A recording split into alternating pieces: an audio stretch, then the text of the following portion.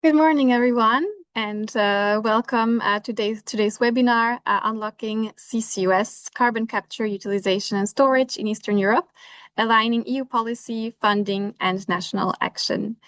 My name is Laura Panikelska, and I work as a Policy Communications Advisor at Eurogas. Eurogas is the leading European trade association representing the gas sector. As Eurogas, we are part of a large project consortium with over 18 other organizations from 8 European countries that are part of this Eastern Lights project. It is a project co-funded through Horizon Europe, and it started in 2024 and will last until 2028. The goal of the Eastern Lights project is to investigate possibilities of storing CO2 in Bulgaria, in particular in the northwest of Bulgaria, to test ways to transport CO2 across countries, and to also investigate possibilities to provide recommendations to the policy framework. And this is actually part of our discussion today. So just to take a step back and explain a little bit the purpose of today's webinar, it's really to provide a space for the exchange with our experts today on how the funding, our financial frameworks can complement each other with the policy framework in order to enable a scale-up of CCUS and the challenges that are still present and that need to be addressed today to make this happen. So Europe's pathway to climate neutrality, it definitely will require the large-scale deployment of CCUS, in particular for hard-to-abate sectors. So in recent years, the EU has also recognized and significantly stepped up its focus on CCUS. We now see also the growing number of projects, of CCUS projects across Europe. And most recently, there has been the public consultation launch on CO2 markets. And just yesterday and on Monday, the Industrial Carbon Management Forum has happened in Athens. So we definitely see that there is a development in the framework, policy framework related to CCUS. And it is a timely discussion that we have today. And I'm very, very delighted to have Maria Velkova with us today, who's the Deputy Head of Unit for Low Carbon Solutions, Research and Low Carbon Technology Deployment at the Directorate General for Climate Action in the European Commission. So Maria will provide to us an overview of the evolving EU policy landscape for CCUS. Thank you so much for being with us today. I would hand you the floor. Good morning, everybody. Thank you, Laura, for introducing this webinar and myself. I'm really glad to be here with you to provide you with maybe a snapshot of what we are doing in the EU to support industrial carbon management or carbon capture, utilization and storage. We have been saying that we need CCUS or ICM, or in short, for industrial carbon management, for many, many years, because we have been doing modeling how to get to climate neutrality in 2050. And all our modeling has been showing that we need CCUS. We cannot get to climate neutrality without it. And this is because we have hard-to-abate industries, and we will have to reduce or remove emissions as well, because not all sectors of the economy like agriculture and transport can get to zero. So that's why we will need the so-called negative emissions or permanent removals that we can deliver with CCS in combination with biomass or direct air capture. So we have been saying this really for quite a long time. The CCS directive is actually dating from 2009. And this is, I believe, when we started to be really serious about CCS. But it has taken really long time for the whole world and for the whole of Europe to understand and to that CCS is important and to start really seriously working on it. And I'm really happy to say that they are really positive developments. Everything is actually developing in the right direction, We see a lot of challenges still, but we're working together with member states, with projects, with companies, with the industries that need to reduce emissions, with the future storage operators to get to the right policy and regulatory framework that will enable CCUS commercialization.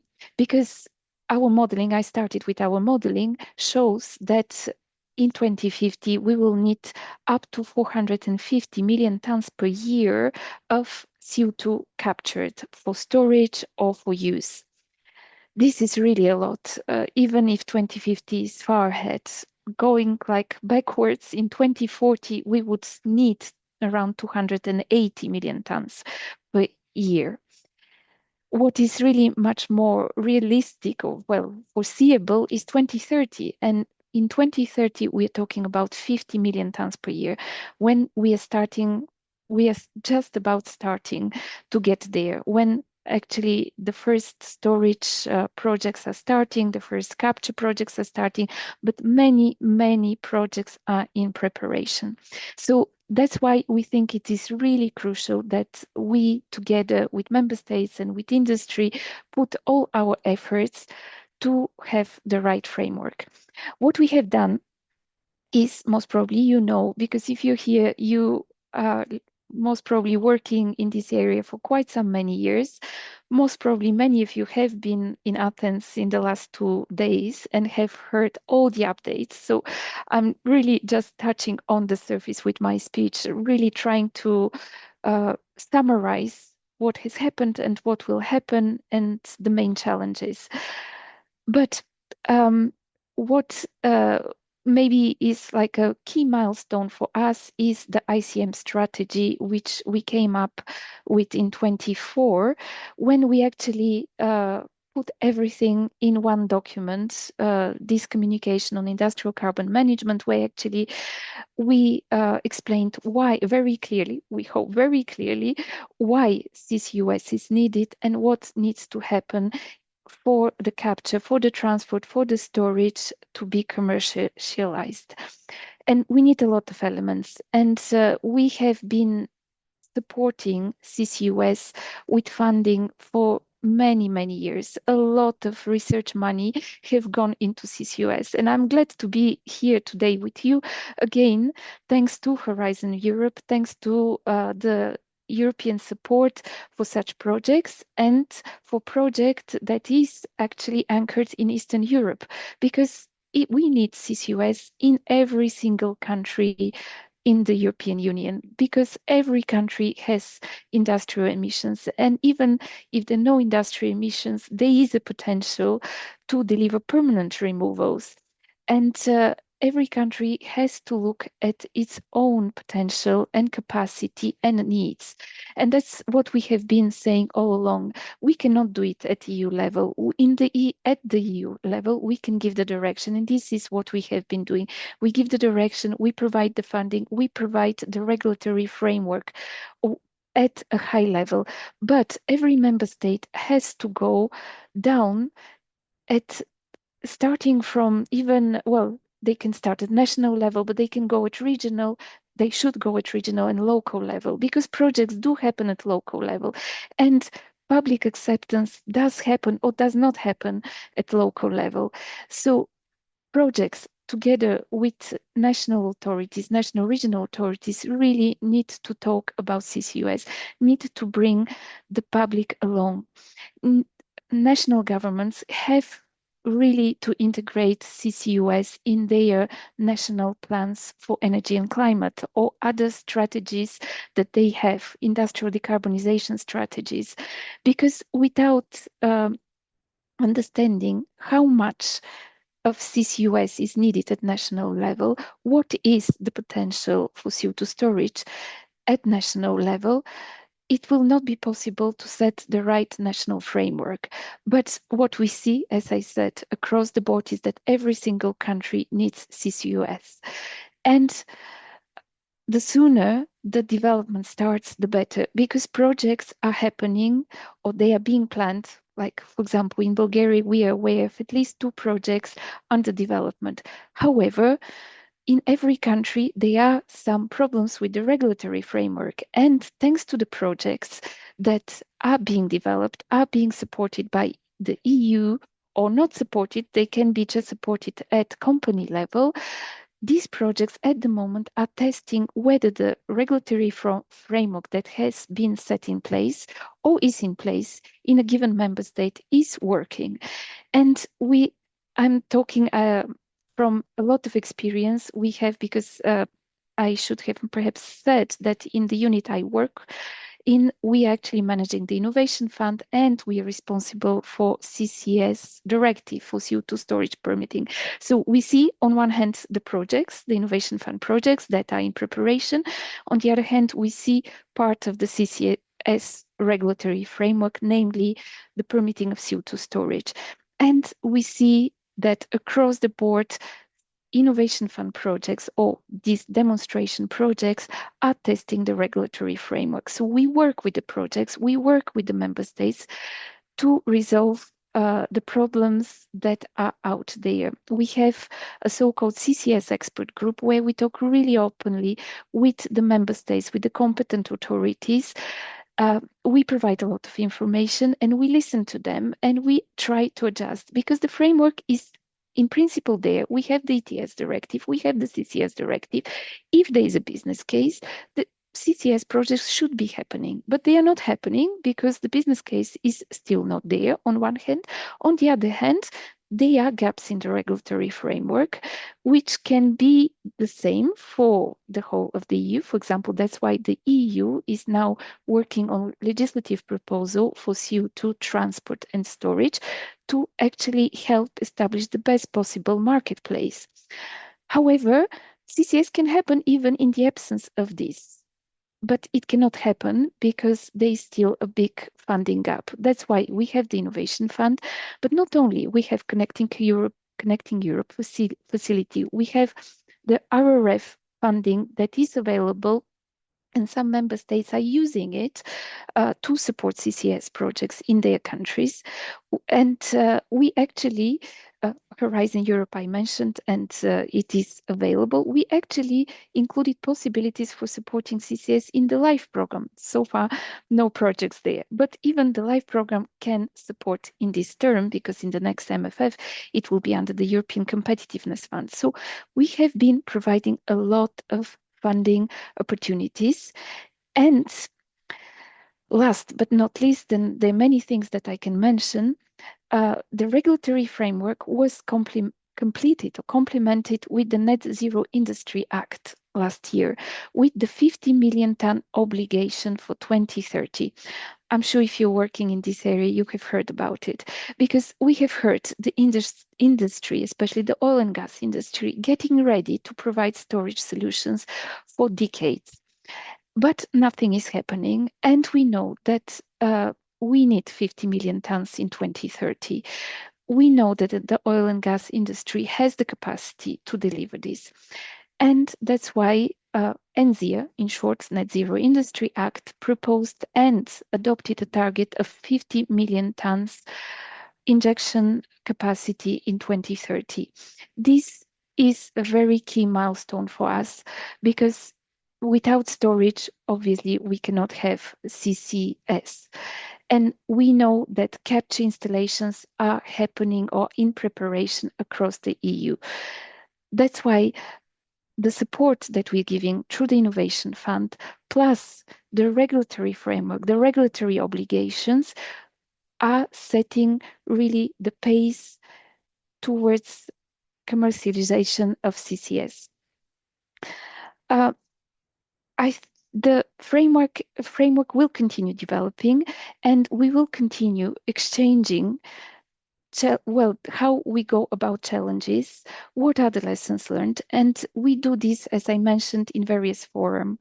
For example, as I said, in the expert group of the CCS directive, during knowledge sharing workshops of the Innovation Fund, where we also invite Horizon Europe projects and Connecting Europe facility projects.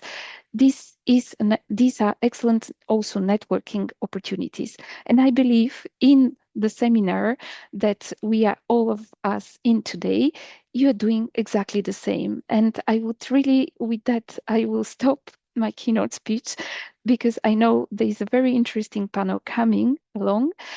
And I hope I have given at least a little bit of clarity of where we are and of where we want to go. And I wish you really excellent discussions later on.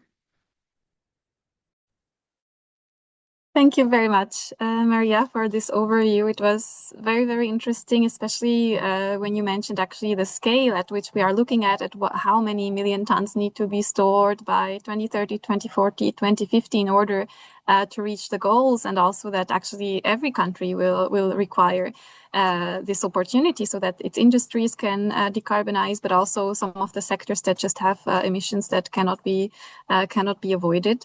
And also on the regulatory framework that is currently in place and the developments that are expected. Thank you very much for being here with us today and these insights. Now we would like to move actually to indeed the national insights from Bulgaria and Romania, going from this European EU level overview to the insights from Bulgaria and Romania, because the Eastern Lights project is located in the northwest of Bulgaria, and it has a cross-border focus since CO2, in order for it to be stored, might have to be moved across borders, and especially Romania being bordering to Bulgaria, it could be very interesting potentially to look at storage in northwest of Bulgaria. So to just give some background before we dive in, both Romania and Bulgaria have submitted their updated national energy and climate plans, both of which mention CCUS. And its role in meeting the climate objectives. But it's now really about the implementation and putting in place the necessary frameworks to help CCUS scale up. And as part of this project, the partners, so notably Holcim Bulgaria, who is the project coordinator, and GeoEcomar, based in Romania, have organized a series of workshops held with their national ministries in order to discuss indeed what is the current challenges and what still needs to be overcome in order to find practical solutions to help projects be implemented. And I'm very pleased to introduce our next speakers. So first we will have Angelina Tomeshkova, who is the General Counsel for Legal and Compliance at Holcim Bulgaria. And we will also have a presentation by Alexandra Dudu, who is head of the CO2 Geological Storage Department at GeoEcomar, which is the Romanian National Research Development Institute for Marine Geology and Geoecology. I would first like to give the floor to Angelina, if you could indeed share with us some of the takeaways from the workshops in Bulgaria. Thank you very much. Thank you very much, Laura. As you have mentioned, my name is Angelina Tomeshkova. I'm General Counsel of Holcim Bulgaria, the coordinator of this project. So we have organized two regulatory workshops in Bulgaria. The first one was especially dedicated for the Ministry of Environment and Waters, where four directorates were presented. Mainly these were the Directorate of Water Management, the Ecological Assessment and Environmental Impact Assessment, the National Nature Protection Service, and the Climate Change Policy. The second one had a broader representation, not only the Ministry of Environment and Waters, but also the competent authority for the permits in Bulgaria. This is the Ministry of Energy. Also the Directorate of National Supervisory Control and the State Agency for National Security. The main topic which was discussed during both of these workshops is actually the technical part, which was presented by very, very prominent speakers, Professor Pezard and also Professor Carrera. The regulatory authorities asked a lot of questions about the technology, and also it became evident that the legislation which we have in Bulgaria for the carbon capture and storage is not very practical and it is not sufficient. A lot of questions were asked for best practices in other projects in Europe, and not only in Europe but also worldwide in carbon capture and storage capacity. So very important topic was touched by the national supervisory control because this is the authority which is dealing with the construction of the storage facility, and the representative of this directorate said that the CO2 pipes and the CO2 storage sites are not categorized and as construction, and changes in the legislation have to be implemented in this topic. So as a conclusion of the workshops, we can say that the legislation should be changed in Bulgaria so that the carbon capture and storage is actually possible and practical and can be built and developed in Bulgaria. This is from me. I'm also giving the floor to my colleague in Romania to tell outcomes in Romania as well. Perfect. Thank you, Angelina, and indeed the floor to Alexandra. Thank you so much. Thank you, Laura. Thank you, Angelina.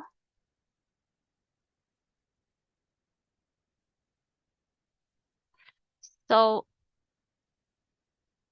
I will present today some insights from the first regulatory workshop in Romania. We had only one workshop this year.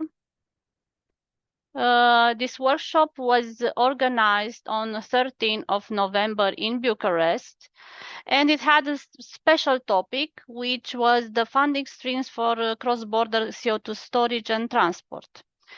Apart from the project team, our main guests and very important stakeholders were representatives from National Regulatory Authority for Mining, Petroleum and Geological Storage of Carbon Dioxide, which is actually the competent authority in these fields. The event also attracted the interest from Chancellery of the Prime Minister and from the Industry Committee of the Parliament, but unfortunately, these representatives were not able to join the event. The agenda was divided into three main sections. In the introductory session, we had a presentation on the status of CCS in Romania, held by the Vice President of the competent authority. A short summary of CO2 geological storage research, which was started actually in 2002, so we have more than 20 years. We had then a presentation of the Eastern Lights project, presentation of CO2 storage and utilization with geothermal, and the results of the public survey in Bulgaria, which raised a lot of interest from our guests. The second session focused on the EU regulatory framework and good practices from the existing storage projects in Europe. And the third session focused on the specific topic of the event, which was the funding streams.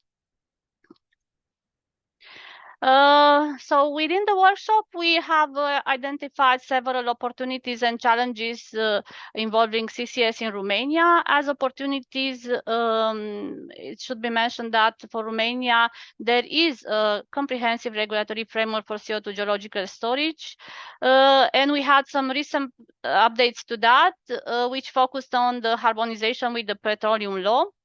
Other opportunities include the existence of a significant storage capacity, both onshore and offshore, and the requirement to fast-track permitting under NZIA.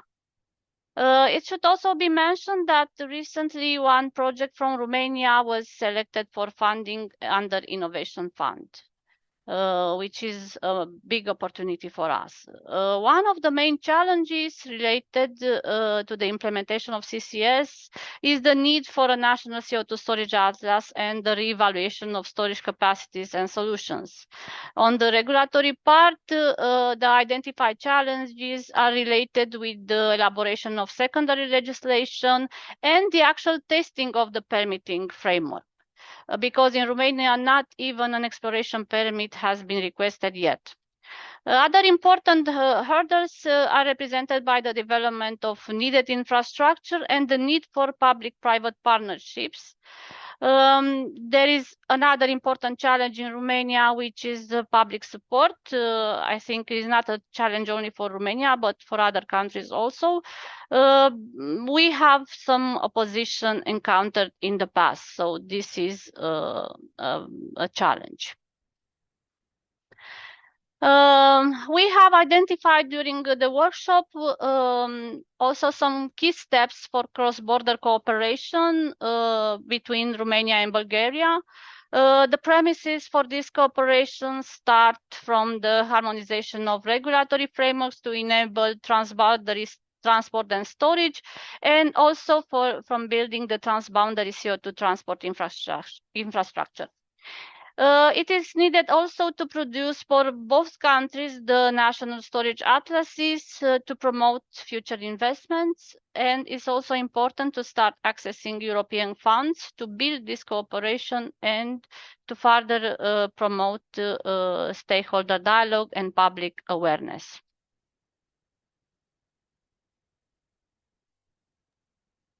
Thank you very much, both Angelina and Alexandra. It was very interesting to hear from this workshop because they indeed show the national level questions that are currently being raised and how the framework can be targeted to become more enabling for CCUS projects. And as also our speaker, Maria Velkova, mentioned in her keynote, is that it's now that the permitting frameworks and regulatory frameworks are being tested as the first CCUS projects are being implemented indeed. So thank you very much, both of you, for these national insights. And I would now like to broaden the discussion with our panel, and I would like to invite our panelists to the virtual stage. So looking together now in this discussion at how we can bridge the gap between the ambition and the action, and in particular on how we can overcome the funding and regulatory barriers that are currently in place. So we will first have introductory statements in this panel, followed by indeed the discussion, and then we will move to a Q&A with the audience. And to everyone who is attending today in the audience, please feel free to just drop in the Q&A chat anytime that you have a questions. Feel free to submit it, and we will be able to address it during the Q&A session. Of course, you can also wait until the Q&A session starts. So I would like to welcome our panelists. We will stay with Angelina Tomeshkova from Holcim, Bulgaria, and we will also be joined by Isabella Nardini, who is Manager of International Affairs at the Fraunhofer Institute for Energy Infrastructures and Geothermal Energy, IEG. We also have Carlo Macchiarini with us today, who's just returning indeed from the ICM Forum in Athens. He's the Senior Regional Manager Europe at the Global CCS Institute. And last but not least, we have also Tanya Nikolova with us today. She is Head of Business Unit at the eFund Group. Thank you all for joining us. So as I just explained, we can start with short introductory statements. And I thought maybe to give the floor first to Tanya, because you have been part of the Eastern Lights project even before it has indeed during the application phase. And I think it would be really helpful for you to tell the audience a little bit on where, the Eastern Lights project comes in this discussion, and maybe how you have experienced all of this. Thank you very much, Laura, and good morning, everyone. It is a pleasure to join today's discussion. I'm head of business unit at eFund, which is a French consultancy with main office in Bordeaux, but we have few offices, one in Italy and one in Bulgaria. Sofia, where I'm based, I'm Bulgarian. Our company specializes in energy transition finance and complex innovative projects. And this is how actually Starlight's project grew out. It grew out as an initiative of our company as a simple question, simple but demanding question. How can countries like Bulgaria, Romania, widening countries, move from talking about CCUS to actual building the cross-border infrastructure, which is so much needed for climate neutrality? One of my main professional interests has been exactly at the field of CCUS, green transition, complex first-of-a-kind projects in widening countries. Eastern Lights is trying to show that Bulgaria and Romania and all of the countries around actually do not need to be latecomers. And this is following what's been shared by Maria Velkova. Each and every country in the European Union, and not only if you ask me worldwide, should have CCUS. By developing a real CO2 transport and storage demonstration, and by working closely with politicians, policymakers in Bulgaria and Romania, the project is helping to identify very important bottlenecks and concerns, and is helping to support all of the stakeholders. That means policymakers, but emitters and storage and transport operators, and those who are in academia and research, because we cannot move without them, how to handle all of those bottlenecks. For me, overcoming funding and regulatory barriers is not an abstract policy exercise. It is the difference between promise and FID, the decision making, the investment decision making. In widening countries, the challenge is even sharper, because here we can have very promising projects, but with not the best system in terms of regulatory, in terms of financing. We have limited public budget. We have, as we mentioned, regulatory barriers, and sometimes lack of support from public, sometimes lack of commitment and safe feelings from investor point of view. I should say that in the panel, I'm looking forward to discuss three main dimensions. How can EU instruments like ETS, Innovation Fund, ENSI, Industrial Act can be translated from practical revenue to de-risk CCUS projects, and what are the regulatory challenges for permitting transport as well. And finally, how can Eastern Lights move from project to become a real template to be replicated all around and to not stay like an isolated initiative? I'm very much looking forward to discuss all of those points with the panelists and all of you. Thank you very much. Thank you so much, Tanya. Same here, really much looking forward.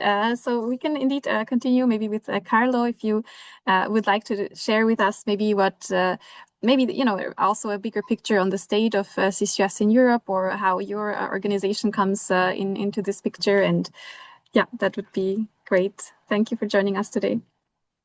Thank you, Laura, for inviting me, and thanks for this opportunity. Also, apologize in advance. I'm currently at the Athens airport joining this panel, so probably you will hear some noise in the background, but hopefully not so much. So yes, of course, as you mentioned, I'm from the Global CCS Institute, which is an international think tank, non-for-profit, fully independent, member-based entity, which is global. So we have the privilege basically to see CCS from a global perspective, not only from a European one. We have, of course, offices all over the world, from Melbourne, where is our headquarters, to London, where I'm based, but also Middle East, China, United States, and Japan. What I would like to take this as an opportunity to give you a little bit of an outlook of what's going on also, not only in Europe, but globally, about CCS, because of course, there is a lot of exciting news, especially coming from Europe now, but also there's still quite a lot to do. There is still a lot of challenges in front of us, but the good news is that we have now excellent business cases about CCS that we can share globally, also with countries which are currently under development. So if we see how is at the moment the need for CCS globally, we estimate that by 2050, CCS will need to cover the emissions for around 5.6 gigatons per annum in terms of capture. 5.6 gigatons per annum is quite a lot. If you consider that at the moment, the carbon capture capacity globally, I'm not talking about Europe, but I'm talking about global, it's 64 million tons per annum. So we have quite a huge challenge in front of us. But on the other side, I think that what we are experiencing now is a quite good growth in terms of projects which are reaching FID, so final investment decisions, or which are operational. So if we see global status means that we have 77 operational projects all over the world. 77 is a good number also because the growth from last year is plus 54%.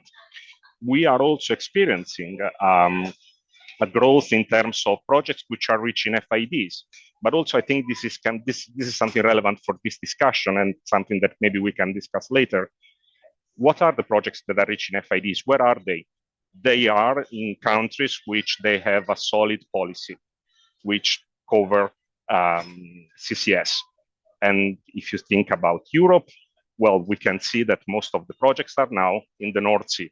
So one of the messages actually from the Industrial Carbon Management Forum, and I think something that is also very relevant for this discussion is that, of course, the North Sea is still the main point of focus here in Europe. But on the other side, we need to push CCS also in other areas, and the Mediterranean and the Balkans are a key part in order for reaching our net zero targets. So the message on my side in this case is we are having amazing business cases coming from the North Sea.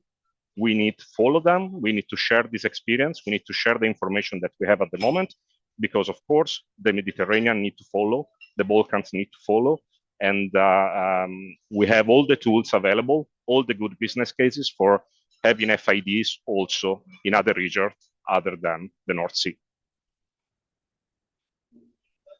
Thank you very much, Carlo, for this introduction. Then I would like to move to Isabella. Maybe if you would like to react, indeed. So Carlo has just mentioned the progress, and you are joining us to provide the perspective on the research side. So maybe from your perspective, if you want to touch on any important areas of progress, maybe in Europe, in Germany, or the remaining gaps, that the floor is yours. Thank you, Isabella. Thank you, Laura, and good morning, everyone. I'm Isabella Nardini. Just a few words of introduction. Isabella Nardini, working at Fraunhofer IAG, which is the Institute of Energy Infrastructures and Geothermal Systems based in geotechnology. Sorry, we just changed our name. Based in Germany. And I'm manager of international affairs and geoscientist as a background on my studying that. Talking about Eastern Light project, which is a very complex and challenging project. We work on different topics, so from the seismic monitoring to the lab work of core samples, to the modeling and simulation of the fluid in the pipelines, to coupling AI with integrated operation, and we also lead the CCS Academy,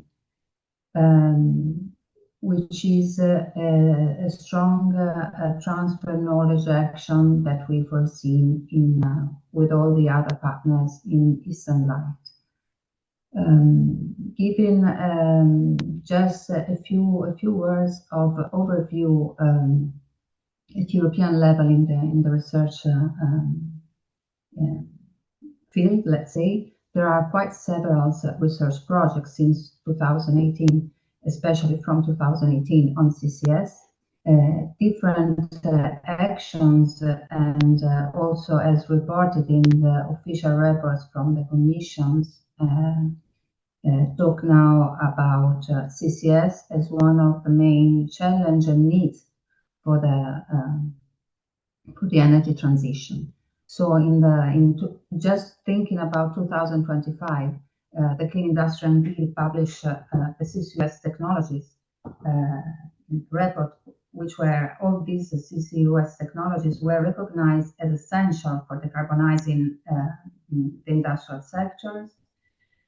The recent report from GRC, for example, on Clean Energy Technology Observatory was focused on CCS technologies, and they recognize a mature state for capture, for some capture technologies, transport, so some pipelines and saline aquifers as a site for injection. So they were recognized mature, while the is across industrial sectors. So there is a lot to do, but I think we are globally in a good track. Thank you. Thank you very much, Isabella, and all of you for these introductions. So to kick off the panel discussion, maybe I would like to start with Carlo, because you touched on, on the mission of your organization, of the Global CCS Institute, to really approach and accelerate CCUS from a worldwide global perspective. And you mentioned in your introductory statement, so who are currently the front runners globally, where are they located, and why are they so advanced? So I think it could be interesting indeed to hear about some best practice examples and what are the conditions actually that have helped them to progress in terms of the regulatory funding and so on frameworks. Absolutely, yes. So as I was mentioning, talking about Europe, all the front runners at the moment are around the North Sea, which means that, for example, of course, Norway has been the first one to start with CCS. But then if you see the development in the last few years, we had two countries which they have overcome Norway, basically, in terms of storage opportunities, in terms of regulations, in terms of policy developments. And now they are I would say, almost the golden standard for the rest of Europe, which are the UK, even if it's not a European country, but geographically Europe, and Denmark. So in this case, I think I would like to pick these two as to probably the front runners at the moment. Denmark is a very interesting case because basically what they were in 2020, it was a country which was against CCS. So they managed to do a 180-degree change, and being from totally against going into pro CCS, but also developing a very good policy, a very good regulations, a very good also strategy in order to talk about social acceptance of CCS locally.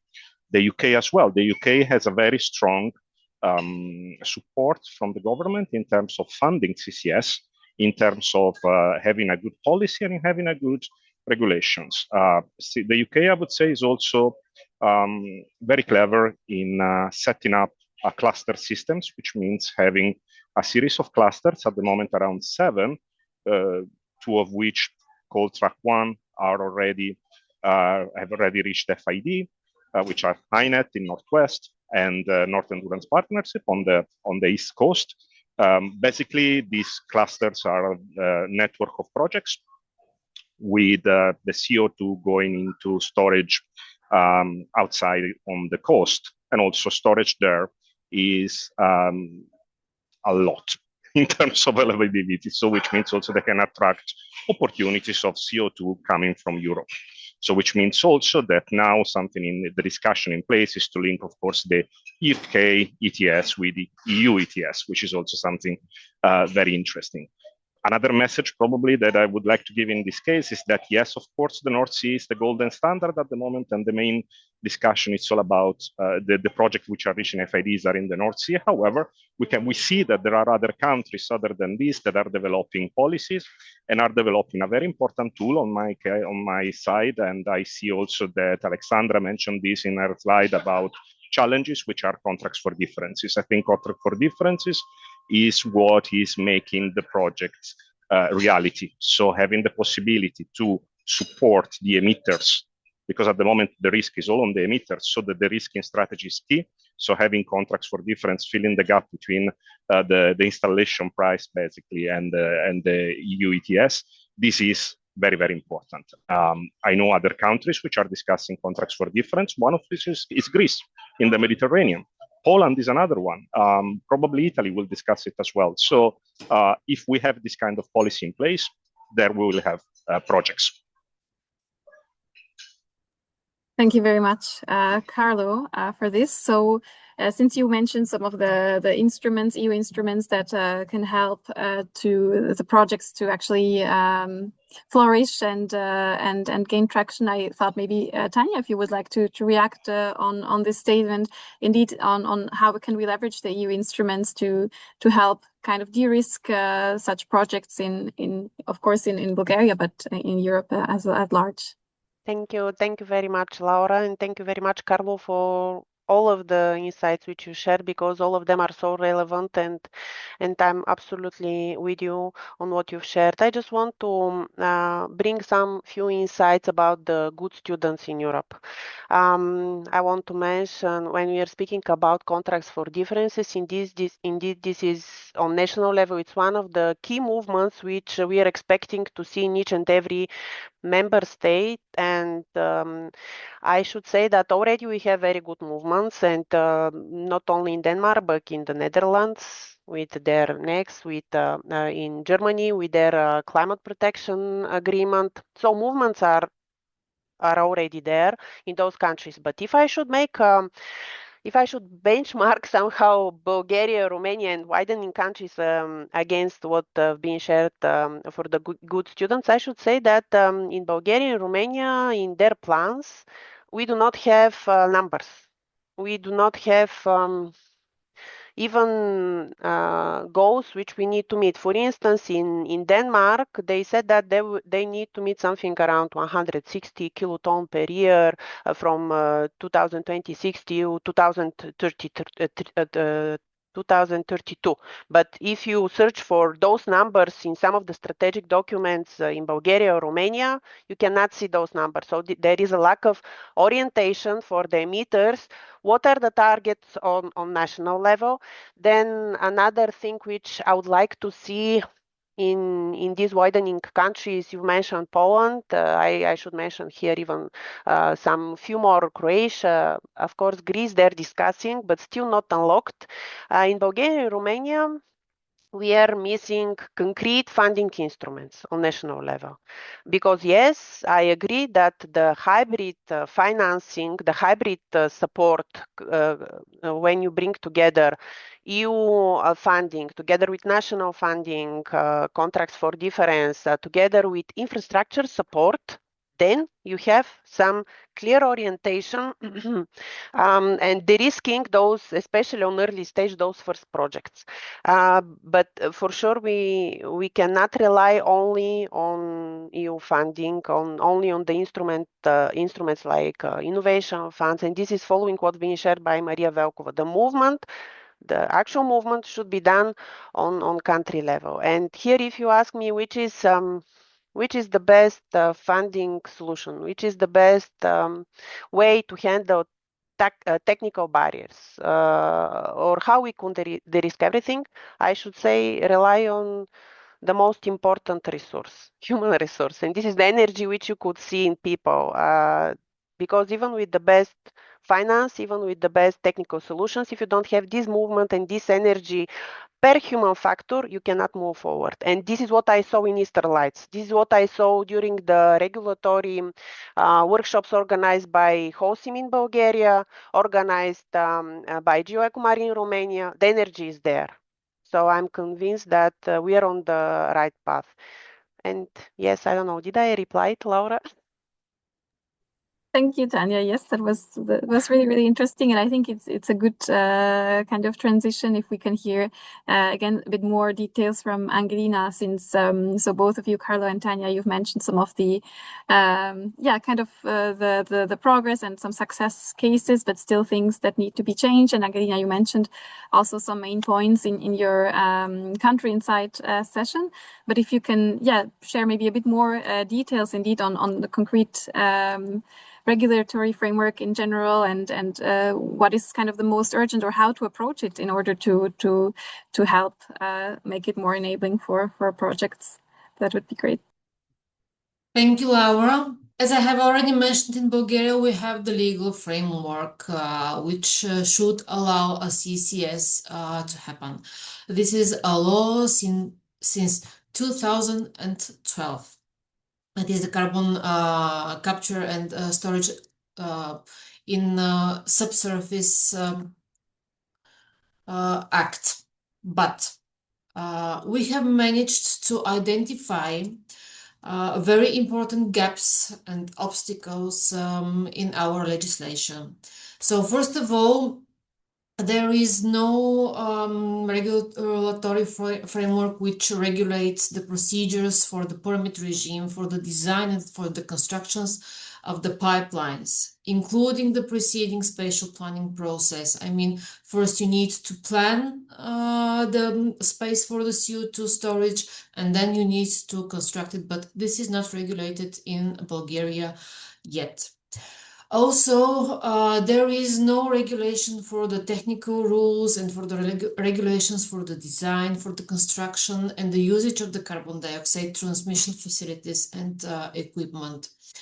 There is no legal opportunity for the permit holder to settle the property relations with the owners of the properties, neither through which the CO2 pipeline route passes, nor where the construction and the operation of the injection wells, or which the exploration activities are carried out.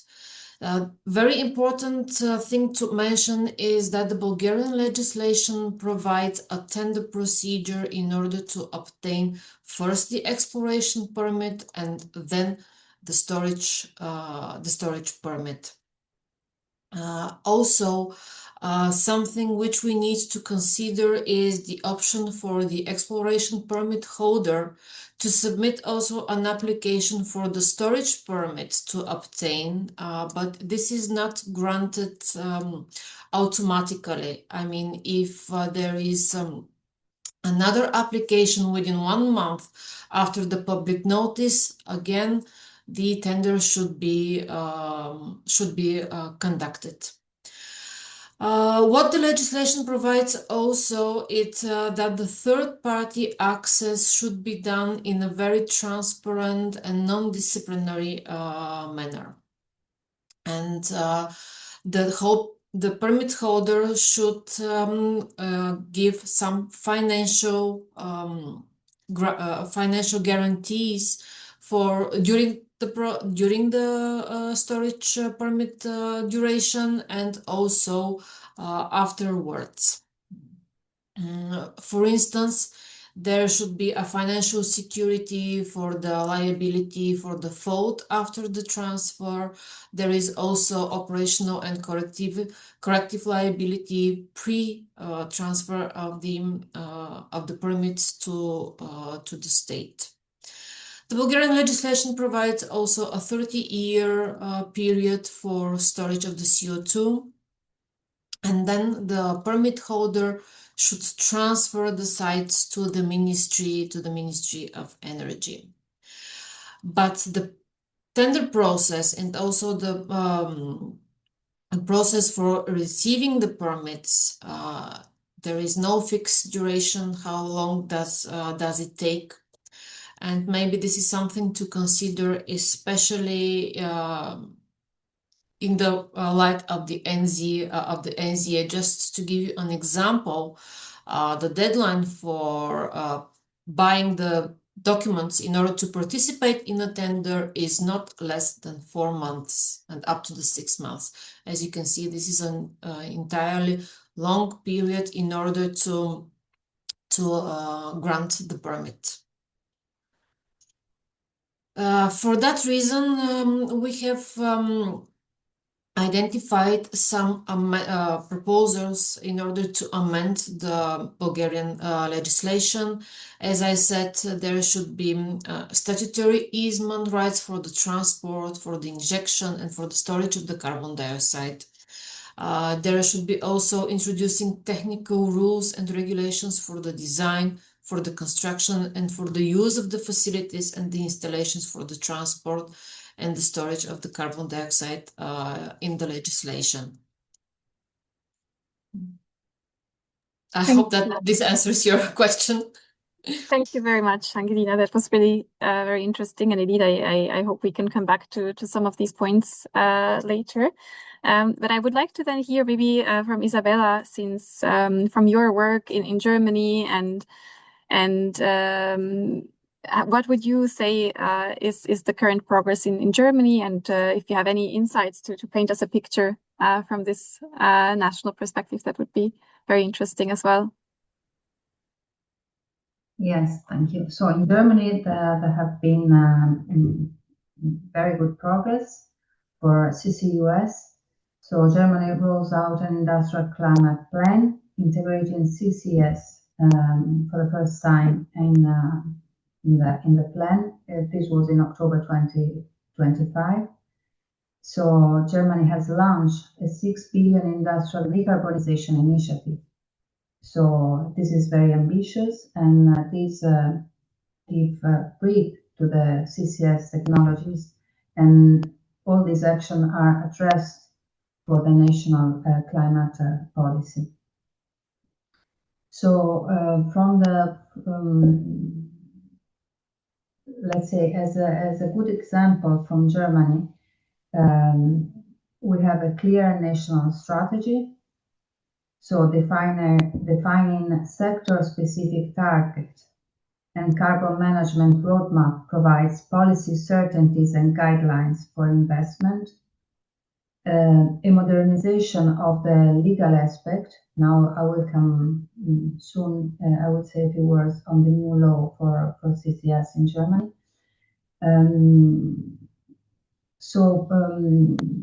Modernization of the regulatory framework is another important aspect that Germany for sure is taking into account and can be taken as example. Related to social acceptance, transparent communication, as in different other cases, this is not only the case for CCS, but also, for example, for geothermal and other renewables and technologies can be adapted. Another important aspect is cross-border planning. So prepare CO2 transport and import strategies, addresses storage constraints and enables regional infrastructure sharing. So the cross-border planning and the pipelines, all these infrastructures are very important, and they are taken into account in this new action in Germany. Integration with industrial clusters and hydrogen. So coordinated planning, of course, reduce costs. So coordinated with the industrial clusters, also related to hydrogen and to other technologies, strengthen the financial viability. And regarding the law, so until now, the underground CO2 CCS storage in Germany was permitted only for research projects. In November was passed in force the new law, which include the CCS offshore in Germany as a national law. And regarding the inland storage is still, of course, there is not a law for that yet, and it's not at national level, but it's at federal level. So it's a good progress. It's a good step forward for Germany, this law, and I think that Germany is showing that combining clear strategy, adding a legal framework, and with cross-border coordination and planning, also with integrating other renewable energy, while maintaining the industrial competitiveness, because Germany is one of the EU leaders for the investment, not only private but public investment for CCS, is absolutely something that can be also transferred to other countries in Europe.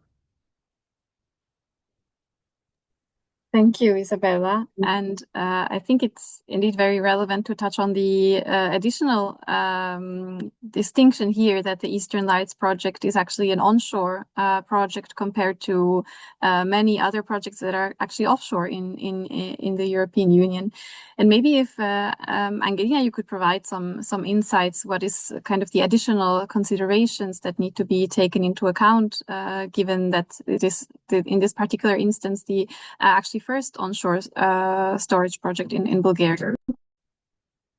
Well, the legislation in Bulgaria does not make a difference whether the permit should be for onshore or for offshore storage. Both are possible under the Bulgarian legislation, but I need to mention that there are no permits yet granted by the Bulgarian authorities, neither for offshore nor for onshore storage. So this actually leads us to the responsibility to pave the way for other projects if we receive the permit in Bulgaria, and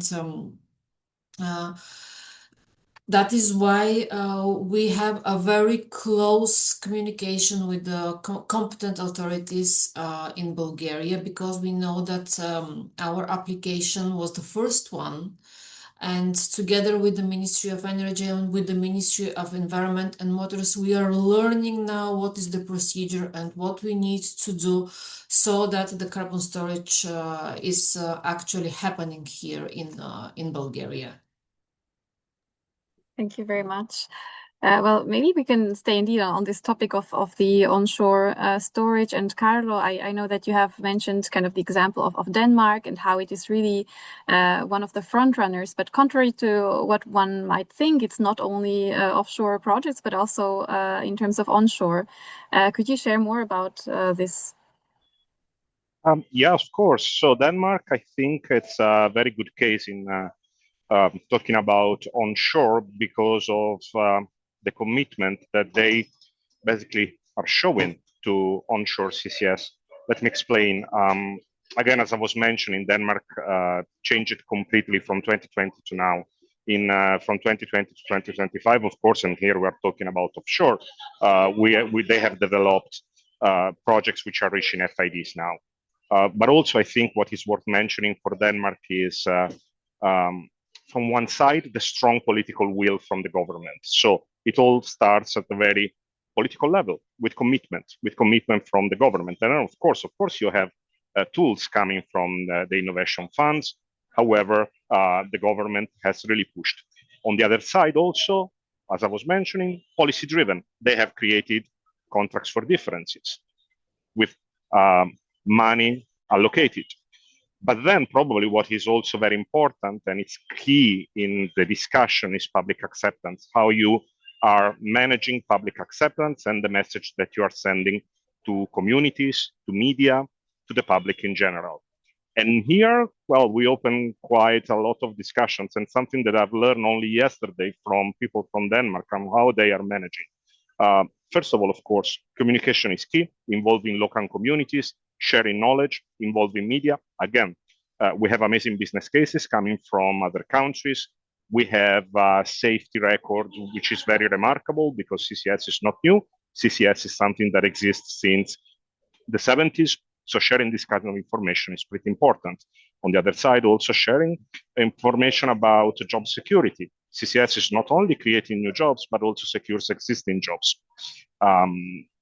Lastly, and this is something that I've learned only yesterday from Denmark, what they have done basically is that they are involving in the discussion about CCS only people, communities, companies which are directly involved in CCS projects. So let's say if a local community has a pipeline going literally in their backyard, they are allowed in the discussion. Otherwise, no. So I know it's a different model, especially at the European level. However, they're limiting the discussion about public acceptance only to people who are actually involved in CCS, both as project developer, but also community who are basically experiencing CCS in their backyard. So I would say it's very interesting, and it's very good to learn from them, also with some practice which are innovative, I would say. This is very interesting indeed. And I see, Isabella, would you like to react on this? A few words on our project is light on this, because this is exactly what we aim to do in our project. I'm really sorry. Very Isabella, very sorry to. Point of, so we have the connection is a bit bumpy. Maybe if we try to turn off the camera, maybe it will work better. Let's try. But I would really love to hear what you have to say in reaction.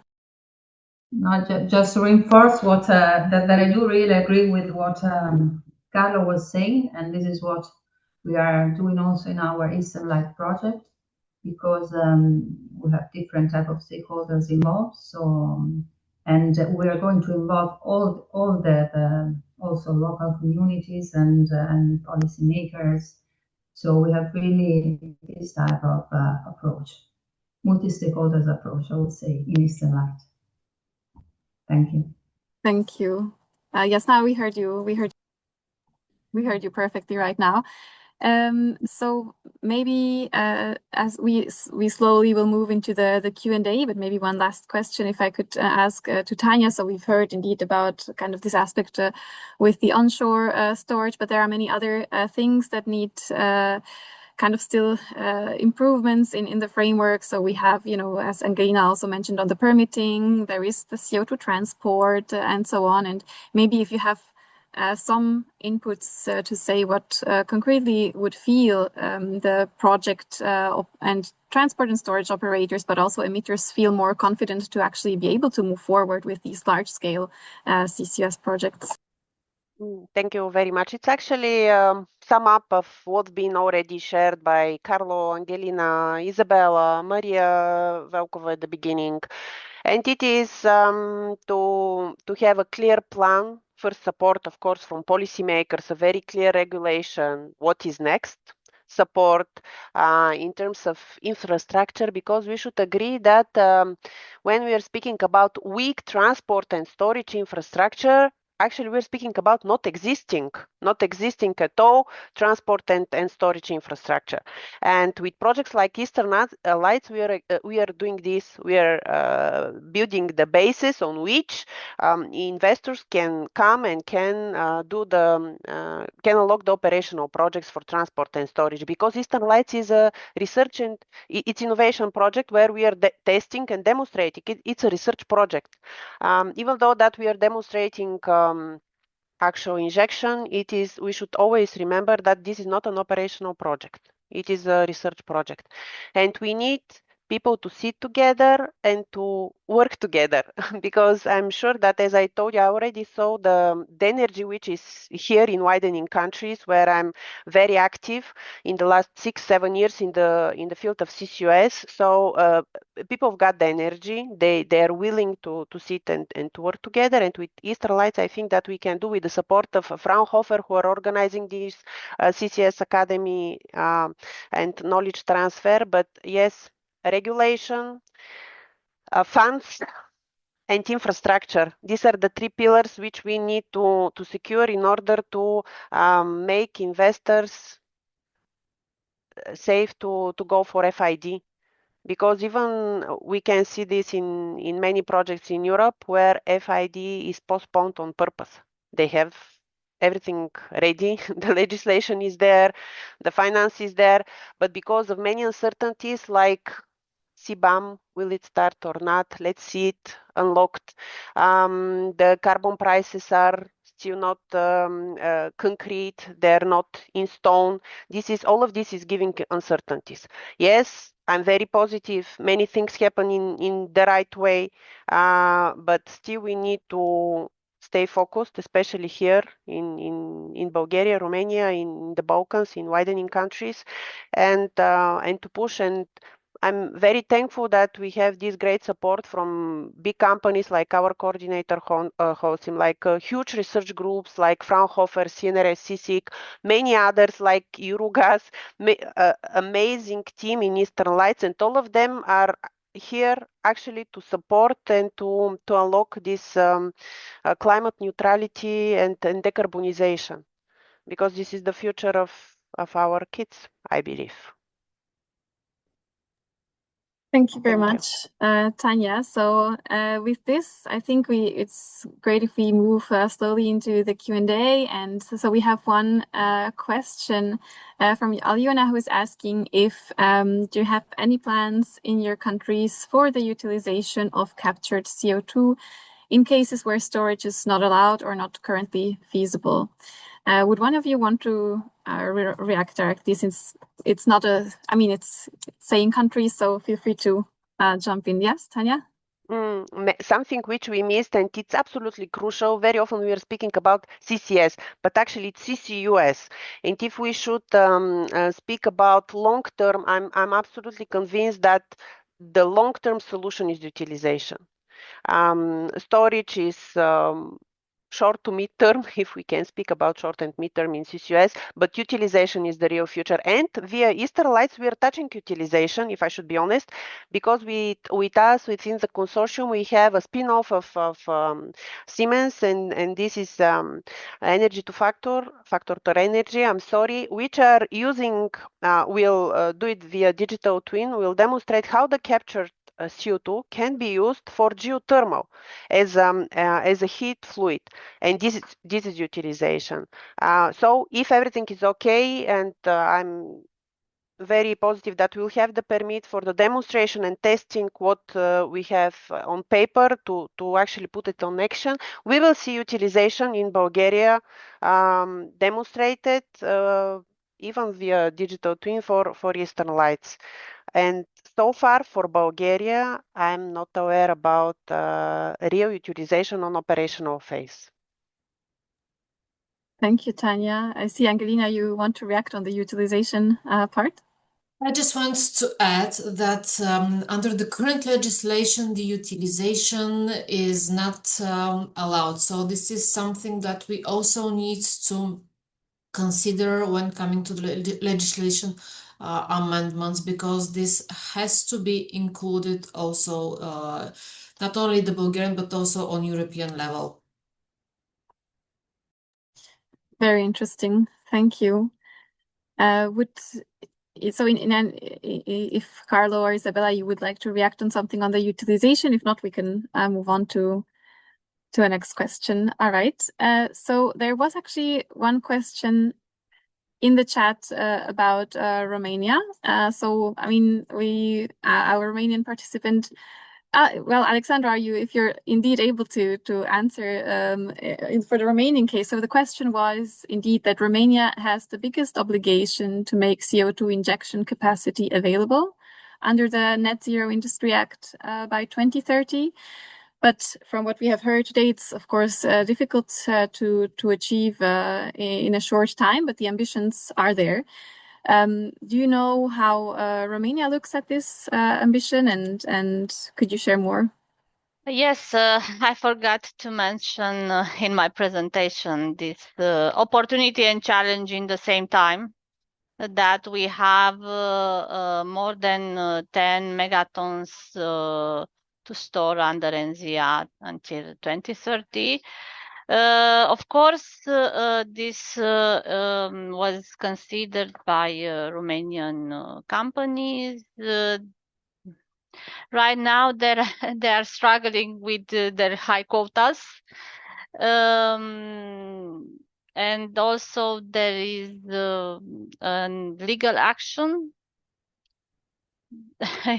in place. So I would not like to discuss more on this. There is yeah. Thank you. But the potential is there.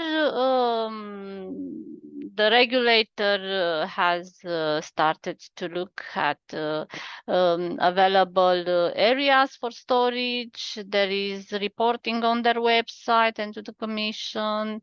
I know that the oil and gas companies also have made their studies on CO2 storage. So this is what I can share right now. But the challenge will be to see the first of the kind project happening. And as I said in my presentation, to see that the permitting is working. And if there are obstacles, where are these hidden right now? Thank you so much, Alexandra. I see that Carlo would like to react.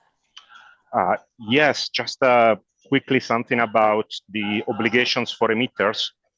When an emitter has an obligation, it means that also, of course, they're obligated to capture and store, but the obligation is not related only to the country where the emitter is based. So they are able also, they potentially are able to send the CO2 also to neighboring countries where storage is available. So which means also, of course, the importance of cross-border regulations from this point of view, it's quite key at the moment. Thank you for this addition. That's very relevant indeed also to the Eastern Lights project. There was indeed one clarification, just reaction from Aljona on the question that Tanya, you answered about the utilization. So if you mean the CO2 as a source for CO2 geothermal energy, that would be a great way indeed for storage and utilization at the same time. Just in case you want to react with anything else on that. This is exactly what I meant, and I believe that when we speak about storage, I believe that this is the future. In the future, we will not have just storage. We will have storage with utilization. Will it be geothermal, if there is such a potential, geological potential, or it will be another way of utilizing? I think that it will come, because even now we are preparing some very interesting proposals which are on the horizon for the deadline in February, and they're dealing exactly with that, with this. But it will be even on, now they're on lower tier, which means that what we are doing now, tomorrow we'll have more technologies in our hands for utilization, new carbon-based products, carbon fibers, carbon materials, using carbon for chemical production and many other things which are coming, and they're just behind the corner. But we cannot just sit and wait to acidificate all of the water and the air and the soil. What is important here, talking about cross-border dimension, is that geology first do not know borders. We have countries where, like Slovenia, if I'm not mistaken, where they don't have a geological potential. They need to have a solution for storage because they don't have geology which is suitable nowadays. We don't know for tomorrow because there's some research in that domain as well. And another aspect of cross-border, how you imagine that even if we have the best CCUS developed in Bulgaria, if in Romania or neighboring countries do not have a solution, we are living in a balloon or what? We cannot decarbonize our air, our soil, our water to be clear, and our neighbors to not be. Here we need collaboration because the air is for all of us. The soil is, and the water is for all of us. This is the nature. So this is, and when you're speaking about cross-border, you could see that some of the models for transport of CO2 are not even so much cross-border. They are passing through few countries in order to reach the unlocked geological storage. And I think that this is a possibility. Many years ago, but not so many, we still have this in the history, when natural gas and oil was unlocked, it was the same. We didn't have these big gas pipeline corridors. Now we are speaking about hydrogen corridors. It will be CO2 corridors as well. And CO2, to me, now we're very much talking about that it is a waste. No, it is an opportunity, it is a source. And very soon CO2 will be a great product as fuel or as a base for other products. So let's store it for now because we will need it. We will need it very soon. Thank you very much. Tanya, and you touched on, oh yes, Isabella, you would like to jump in? Yes, just to reinforce and what Tanya said, that we really need to plan the cross-border infrastructures. They are really crucial. So planning CO2 input routes, port, pipelines, links between among countries. So this is really crucial. And harmonizing, of course, a legal framework that supports all these aspects. Thank you. Thank you, both of you. And actually, yes, there is also an answer in the Q&A touching on these kind of CO2 infrastructure. So someone is asking, is there a plan for ENTSO-G trans-European CO2 backbone, something that could be comparable to the hydrogen backbone? So Tanya, you mentioned kind of the CO2 indeed corridors in order to collect EU CO2 and send it under the North Sea, for example. If anyone of you wants to react on that, but I think you've already kind of touched on it now with your answers. Or Carlo, maybe, yeah?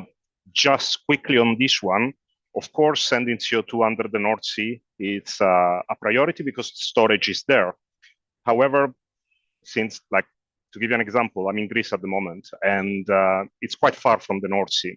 So there are also other options around here. There are options which are otherwise, like for example, Prinos. It's an important project here in Greece. It's off the coast, but the storage is limited. It's just 4 million tons per annum. So Greece now has the priority of looking for new storage for their emissions. One should be Ravenna, which is in the Adriatic Sea. However, what they're looking for is something also even a bit more pragmatic and closer, which is Egypt. So they are now doing bilateral agreements with Egypt in order to try, and this is something that will need the European Commission as well to be involved in the regulations, to send CO2 to Northern Africa, where storage is as well available. So the North Sea is not the only option. The storage is a lot in the North Sea, but there are other options in the Mediterranean, and the focus should be also on the Mediterranean now. Thank you very much, Carlo. And maybe, oh yes, Tanya. Yeah, I just want to follow up. This is super interesting, what is open now as a discussion. And yes, Prinos is on the other side of Tassos. It's super close to Bulgaria. It was 6 years ago when we've been in contact preparing the first project for Prinos. One Bulgarian offshore site at that time and one Polish site. And I'm so happy because just couple of days ago, it was announced that CEF was unlocked for Prinos. And I want to mention this instrument because we've been mentioning Innovation Fund, Horizon a few times. I want to mention LIFE. I think it was mentioned by Maria. I want to mention CEF as a critical infrastructure because all of related to transport and storage inside of Europe and with the associated member state and potentially with other countries can be and should be funded under critical infrastructure. This is crucial, and this is, I believe, the only way. Thank you. Thank you for that. Maybe we can come back to Carla because there is a question from Histomir saying that so indeed, there is these goals for the CO2 storage in the EU, but of course it's about also the bigger picture. We have countries like Australia, China, India, who are increasing potentially their emissions. But maybe you could, from the global perspective, could you share more about how the CCUS look in terms of progress in these countries or another one in another region apart from Europe? I would say that it's looking good in some countries which have developed some interesting tax credits, like for example 45Qs, which are in the United States or in Canada as well. There are quite good incentives. So their CCS is developing and it's going quite well, despite, of course, considering the current US administration, there are some concerns but CCS is going ahead there. So projects are confirmed and it's growing. There are some empty gaps if you see the global map. One is potentially South America, with the exception of Brazil, where you have actually the largest CCS project, which is by Petrobras. India is an empty gap. India is a strong emitter, and at the moment, of course, they are considering CCS. It's under discussion. There is a strong interest. However, there's quite a long road ahead. China, it's slightly different. They have quite a lot of CCS projects, but also it's the kind of country where you know when a CCS project is operational, when it's operational. So they announce it, but understanding what is the current status, it's a little bit more difficult. Japan has a strong interest on CCS, however, they don't have storage. So the challenge for them is to store CO2 in Southeast Asia. So going on, but again, I think if you see the map, Middle East is going ahead. Northern Africa, there is storage available, but still all the projects, all the FIDs, all the operationals, well, the vast majority is still in Europe and North America. Thank you, Carlo. And that's really interesting to hear indeed from countries that are really interested in storage opportunities, but might not have it. So indeed, it reflects again our cross-border discussion. Tanya? I just want to follow up what we mentioned by Carlo, because I'm studying, unfortunately, cannot go in deep details in each and every case. So I'm jealousing because I think that Carlo got that chance with the Global Institute. But for Japan, I should say that they changed their legislation, and this is a message to all of the policymakers, if we have some around. For less than 3 weeks, it was between 2 and 3 weeks, those people just sit and made the analysis and change all of the needed legislation in a way to meet the green transition. They have very interesting financing instrument. This is the sovereign transition bonds, which are financing the CCUS within the green transition. He mentioned, Carlo mentioned the 45Q, which are now under a little bit questions in US. But regarding part of BRICS, and this is, Brazil is famous, but other South Africa, India as well, they have a very strong support from the multilateral financing instrument, and they're using the blended finance.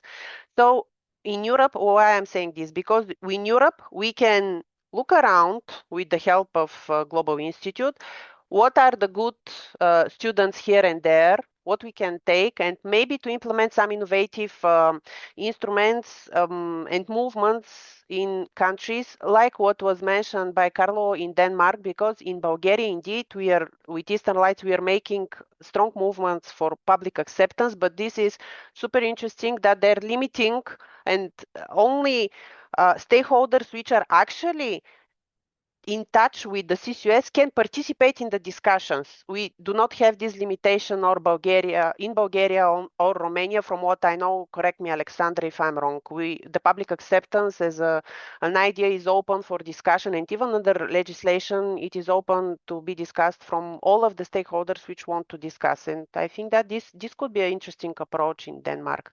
So yeah, thank you very much. Thank you, Tanya. And maybe we can squeeze in one last question with a very short reply before we need to end the webinar. So there was one question. In Bulgaria, we would need more clarification on how the contract for difference works and how the country can benefit from them and actually de-risk projects. Maybe just a quick reaction from one of you, maybe Angelina or Tanya, on this, and then we will need to start closing the webinar. Yes, Tanya. Now I'll give the floor first to Angelina if she wants, because I'm occupating the discussion, and after that I will share my point of view. I would just wanted to say that within the Eastern Light project, we have a very broad communication and dissemination plan, part of which is also the CCUS Academy, which we plan to organize within the project. So in my opinion, this is something that Bulgaria can benefit from, and as much people can participate in this academy, the better. What we can benefit from these contracts is the best practices, which we can learn and we can implement here in Bulgaria. Thank you, Angelina. And yes, then Carlo and Isabella with very short last reactions. Yeah. A very short one, and about contracts for differences. Actually, we do have in our library of the website of our website a webinar that was dedicated to contract for differences with a presentation as well, which is downloadable. So if you want to understand more about contracts for differences, feel free to go to in our website, the library. You will find our webinar, and it's public. That's amazing. Thank you so much, Carlo. And Isabella, I see you've dropped the hand. So thank you very much to all of you, of course, our panelists, for your time and all the amazing insights and questions that you've answered. I really appreciate it. Thank you also, of course, to the participants of the session that you've registered and joined us. It was really a great all-over discussion. We've moved from the EU framework to really on-the-ground project and insights being implemented, and now really the broader discussion on the urgency and the opportunities and challenges that still remain. And the feedback and insights that we gather today will also feed into upcoming policy recommendations that we will work on under this project. And yes, so on behalf of the Eastern Lights Consortium, thank you very much, all of you, for your participation. And if you scan the QR code that is currently on the screen, you will be able to sign up to the Eastern Lights newsletter, which is available for sign up on our website. And we also have a LinkedIn page that has just been created. So please follow us on LinkedIn as well. And unless there are any final remarks from our panelists, I would like to then wish you a great rest of the day, and thank you again for joining us. Goodbye, all of you. Thank you. Bye-bye. Thank you very much. Bye. Goodbye. Goodbye.